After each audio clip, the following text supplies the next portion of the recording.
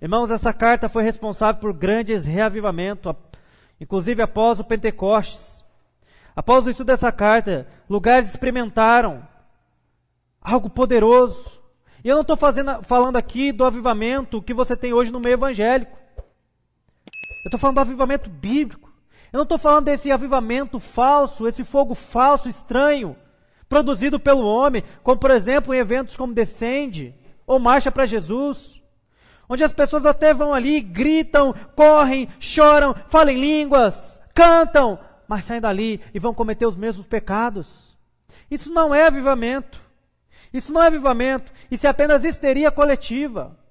Onde não há mudança de vida, arrependimento de pecados, convicção de pecados, não há avivamento. Eu estou falando do avivamento bíblico, onde você se percebe como pecador. É como se seu coração fosse colocado diante do espelho e você pudesse contemplar a podridão que há ali. Isso é avivamento. E chorar então, confessando os seus pecados. Avivamento é aquela pessoa que não tinha compromisso algum com a fé ou com Deus, mas após ouvir o Evangelho, ela muda drasticamente de vida. Ela passa a servir, ela passa a amar. Ela passa a entender o seu lugar no corpo de Cristo. Isso é avivamento bíblico.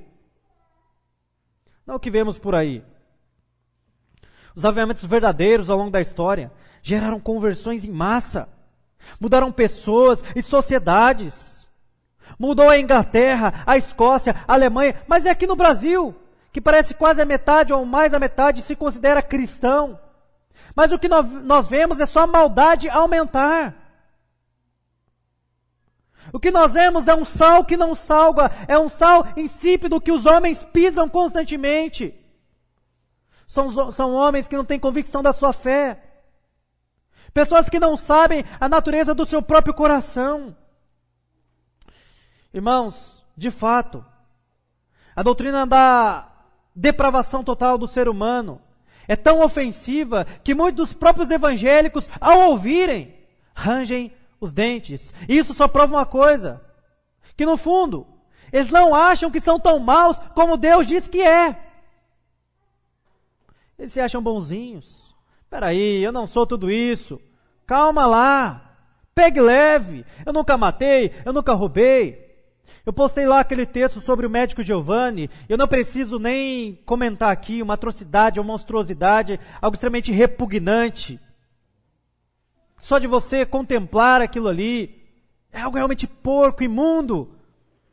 Mas, às vezes, nós precisamos voltar um pouco para a gente. Voltar um pouco para o seu coração.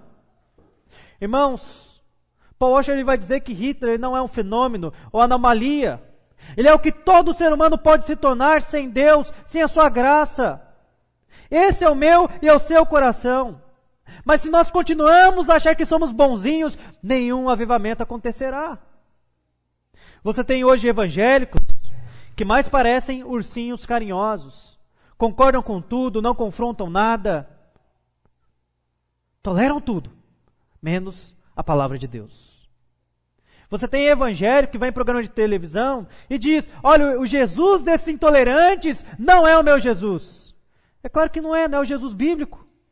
Você tem cantores como Leonardo Gonçalves, que tem um histórico assim, divórcio, separação, depois participando de manifestação esquerdista, e por fim, indo em igreja inclusiva dizendo, eu não represento os evangélicos. Obviamente não representa mesmo. Nem de perto. Nem de perto. Mas aí dizem, estamos vivendo um grande avivamento. Qual? Eu não vejo. Eu não vejo. Como eu disse, falsos avivamentos podem ser produzidos. Fogo estranho pode também ser produzido. Mas o que isso gera? Apenas pessoas viciadas em arrepios e emoções. Mas sem mudança de vida alguma. Não muda o caráter, não converte, continua perdida na sua imoralidade, na lama do pecado. A diferença agora é que elas se convenceram que estão convertidas.